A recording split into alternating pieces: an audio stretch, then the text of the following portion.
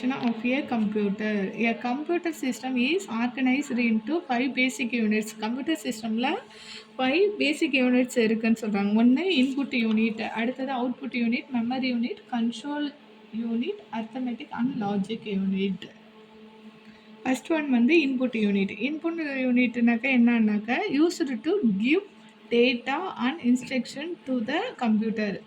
Input யூனிட்னாக்க எதுக்காக use ஆகுதுன்னா கிவ் டேட்டா, நம்ம ஏதாவது ஒரு இன்ஃபர்மேஷனை வந்து கம்ப்யூட்டருக்கு கொடுக்குறோம் இன்புட்.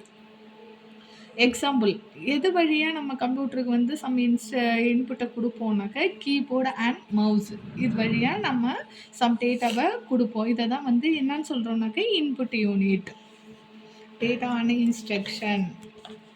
அடுத்தது output unit, display the process information. நம்ம கொடுத்த இன்புட்டை வந்து அது ப்ராசஸ் பண்ணி அவுட்புட்டை வந்து டிஸ்பிளே பண்ணணும். எது வழியாக அவுட்புட்டை டிஸ்பிளே பண்ணணும்னா example monitor and printer. Monitor and printer வழியாக நமக்கு கொடுத்த இன்ஸ்ட்ரக்ஷனை ப்ராசஸ் பண்ணி அவுட்புட்டை வந்து நமக்கு டிஸ்பிளே பண்ணணும். இதுதான் வந்து output unit. Memory unit, memory யூனிட்னாக்க என்னென்னா store data, instruction and result.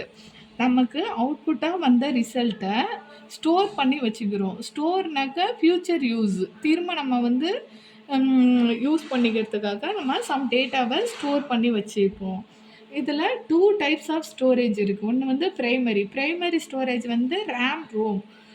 ரேம்ங்கிறது random access memory, ரோம்ங்கிறது read only memory. RAM memory அப்படிங்கிறது என்னன்னாக்கா நம்ம ரீட் பண்ணிக்கலாம், அடுத்தது வந்து ரைட் பண்ணிக்கலாம். இது ரோம்ங்கிறது only read only memory, only read பண்ணலாம். அடுத்தது வந்து செகண்டரி ஸ்டோரேஜ் அப்படின்னாக்கா ஹார்ட் டிஸ்க்கு. மெமரி யூனிட் வந்து எதுக்காகனா சம் டேட்டாவையும் இன்ஸ்ட்ரக்ஷனையும் ஸ்டோர் பண்ணி வைக்கிறதுக்காக மெமரி யூனிட் யூஸ் ஆகுது. 2 டைப்ஸ் ஆஃப் மெமரி இருக்குது, primary RAM and ROM, secondary memory வந்து ஹார்ட் டிஸ்க்கு. ஃபோர்த் ஒன் வந்து கண்ட்ரோல் யூனிட். கண்ட்ரோல் யூனிட் அப்படிங்கிறது என்னென்னா control the flow of data and coordinate all operations of the computer.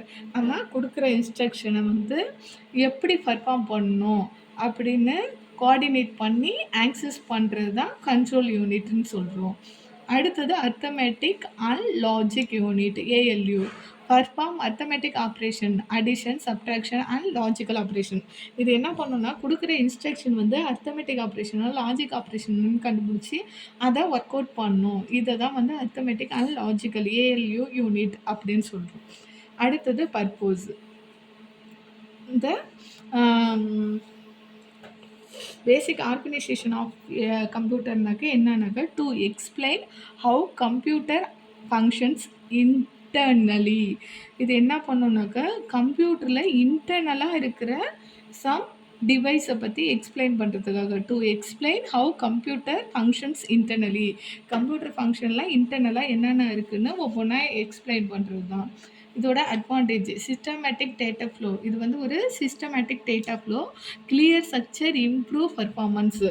இது என்னன்னாக்கா clear ஸ்ட்ரக்சராக இருக்கும், பர்ஃபார்மன்ஸை வந்து இம்ப்ரூவ் பண்ணும். Disadvantage system fail if any unit mall functions. ஏதாவது ஒரு பார்ட் வந்து ஃபெயில் ஆகிடுச்சின்னா சிஸ்டமில் எல்லாமே நம்ம கொடுத்தது எல்லாமே வந்து கன்ஃபியூஸ்டாக ஆகிடும், மால் ஃபங்க்ஷன்ஸ், ஒர்க் ஆகாது.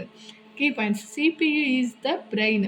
சிபியுங்கிறது வந்து என்னன்னாக்கா சிஸ்டமோட ஒரு பிரெயின் மாதிரி. யூசருக்கு எப்படி ஒரு மனுஷனுக்கு எப்படி பிரெயின் ஒர்க் ஆகுதோ அதே மாதிரி சிஸ்டமுக்கு CPU. All parts must work together, எல்லா பார்ட்ஸுமே வந்து மஸ்ட் ஒர்க் ஆகணும். Memory plays a key role in data handling. மெமரிங்கிறது வந்து ஒரு கீ ரோல், டேட்டாவை வந்து ஹேண்டில் பண்ணுறதுக்காக ஃபியூச்சர் யூஸுக்காக மெமரியை யூஸ் பண்ணுறோம்.